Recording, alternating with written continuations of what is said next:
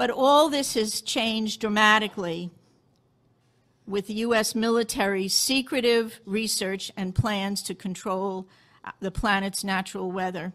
This has not been given very much press, and we have to remember that we have a corporate-owned press where 85% of radio, television, and print media is owned by 5 corporations.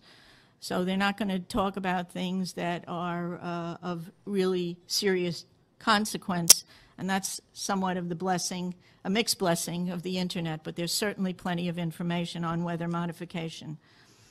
The Air Force is on record as saying, quote, they want to control the weather by 2025, and we are not talking about just seeding the clouds for rain. Weather modification means, quote, any activity performed with the intention of producing artificial changes in the composition, behavior, or dynamics of the atmosphere, unquote. And as of April this year, there are more than 150 different weather modification programs around the world. Hey YouTube world, Harvest is plenty. Hope all is well. A friend of mine reached out to me recently and asked me a question about the strange and unpredictable weather patterns in America. And because of it, I decided to re-upload this old video. Please take a look at it. I hope you enjoy it and leave your comments below. Until next time, thanks, take care, and God bless. Okay, so we talked about this last week, and now we're going to do a deep dive with Davo. Dubai is making it rain in a sweltering desert by zapping clouds with electricity using drones. Fascinating, isn't it? So much to ask, but let's take it, and then we'll do a few questions. Before we talk about what's happening in Dubai, let's talk about cloud seeding in general, because a lot of people, I don't think, understand what cloud seeding is. And this has been going on for decades, by the way. This is not something that's brand new. You know, they were talking about climate change yesterday, and now we're learning that scientists and researchers are looking at how to change the weather on purpose. That's right. Lasers now could one day manipulate rain and lightning. CBS This Morning contributor Michio Kaku is a physics professor at City College of New York. Professor, nice to see you. Extraordinary seeing Al Gore and Bill Clinton there together with Charlie, wasn't it? That's right, yeah. Yeah, they did not get into this discussion, though. But it is fascinating. I mean, lasers, really, to change the weather? That's right. Well, as Mark Twain once famously said, everyone complains about the weather, but no one ever does anything about it. Well, instead of doing a rain dance, we physicists are firing trillion-watt lasers into the sky to actually precipitate rain clouds and actually bring down lightning bolts. This is potentially a game changer. But this is experimental. It's experimental. However, in the laboratory so far it works. When you have water vapor and you have dust particles or ice crystals, you can precipitate rain. It condenses around the seeds. These seeds can also be created by laser beams. By firing trillion-watt lasers, you rip apart the electrons, creating what are called ions, and these ions act like seeds, like dust particles, bringing down rain and even lightning. Go ahead. Well, this fascinates me in part because, too, I remember reading the stories that China had used this during the Olympics, that the USSR had used this after Chernobyl to create rain clouds. I mean, did those really work then? We have some of these capabilities now? Inconclusive. Even in the 60s, the CIA used this to bring down monsoons during the Vietnam War, to wash out the Viet Cong. Governments have been playing with this thing. Alleged to. Alleged to, right. Yeah. Now, we realize that for decades now, these governments have been alleged to have experimented with weather control, but nothing conclusive. This time we're bringing in the laws of physics rather than simply waving our hands and uttering mumbo jumbo. We're actually using trillion-watt lasers now. And in the laboratory, sure enough, they precipitate rain out of water vapor. Sure enough, you can actually bring down electricity down the beam. So what does it mean for drought areas that need to have rain for crops? And if they don't have them, there's the consequences of famine.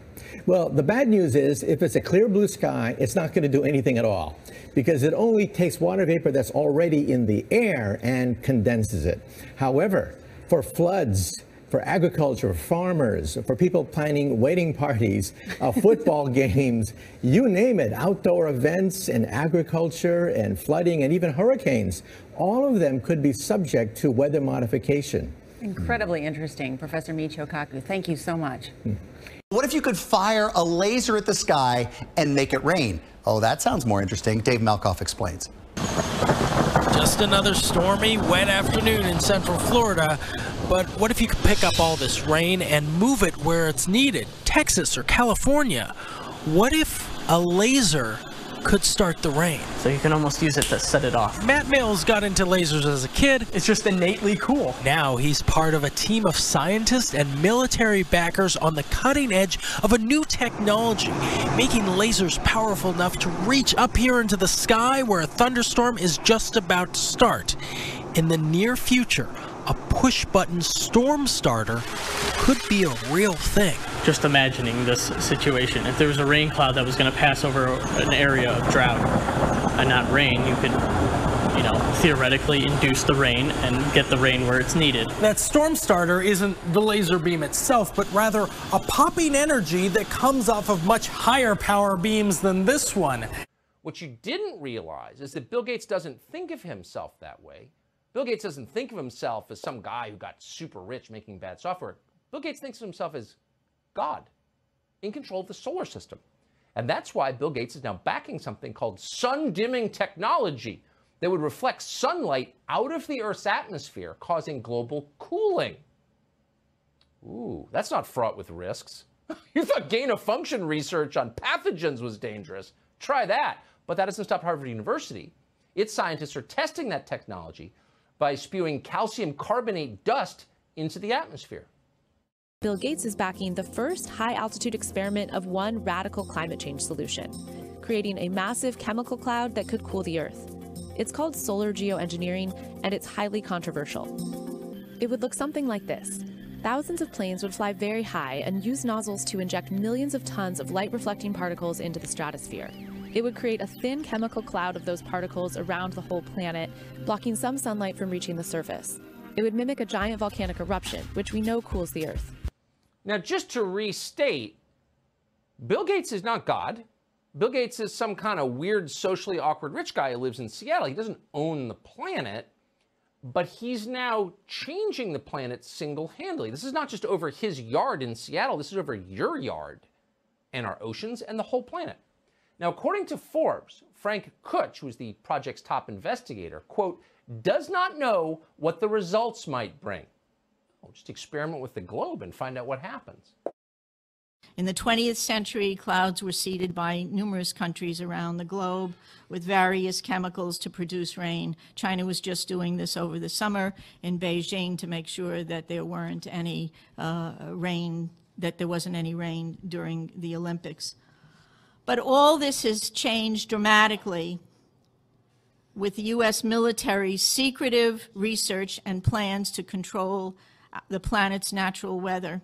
This has not been given very much press, and we have to remember that we have a corporate-owned press where 85% of radio, television, and print media is owned by 5 corporations.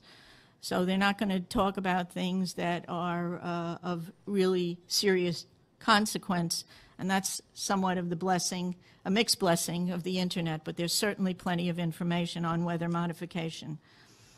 The Air Force is on record as saying, quote, they want to control the weather by 2025, and we are not talking about just seeding the clouds for rain. Weather modification means, quote, any activity performed with the intention of producing artificial changes in the composition, behavior, or dynamics of the atmosphere, unquote. And as of April this year, there are more than 150 different weather modification programs around the world. Since about 2000, the Department of Defense and the Department of Energy have been spraying the entire United States sky with a toxic brew of chemicals and other biologic agents. Do we have that? Can we do that? Just want to show you something. We have 2 different kinds of trails in the sky right now. One are called contrails. How many of you know what contrails are? Contrails are what have been around from the ends of planes since World War II. These are very, very short exhaust trails that usually evaporate within a few minutes. You just look up at the sky and you'll just see a jet, sometimes with 4 trails, but it evaporates pretty quickly. How many of you know what chemtrails are? Nobody. The military and some commercial planes are spraying us with what are called chemtrails. I want you to look at the, and oftentimes before there's a weather front, there are heavy assaults from these planes just before a weather front is changed and comes in. Military and some commercial jets have been fitted with huge barrels of at least 49 different kinds of documented chemical poisons. Among other documented ingredients in this toxic man-made clouds are pathogenic molds, fungi, weaponized viruses, and made in some places like the secret site at Fort Detrick, Maryland, which is supposed to be a cancer site, but there are a number of scholars and professors tracking this that have big questions about this. Barium and nanoaluminum particles. What do these do to the human body? Barium is an alkaline earth mineral. It was discovered in 1774. At low doses, it can act as a muscle stimulant. At high doses, it detrimentally affects the heart and the nervous system. Barium is toxic to all mammals, and that means not just humans. Aluminum, which is the most abundant metal in the Earth's crust, is known to diminish kidney function and destroy brain cells and cognitive function. Just think about it. Just between the aluminum and the mercury that we're breathing all the time, we've got already a serious issue about brain function and cognitive function. There is also documented evidence that the aluminum in chemtrails is released as nanoparticles, and that when they reach the Earth environment for wildlife, in lakes and streams, it's causing serious problems with wildlife there. Researchers are also finding that nanoparticles interfere with the growth of plants. Nanotechnology is totally unregulated. Just this past month, a new research report came out showing and documenting for the first time that these nanoparticles actually go through the skin. Well, if you breathe them, whether they go through the skin or whether you're inhaling them, it's still a problem, a serious problem.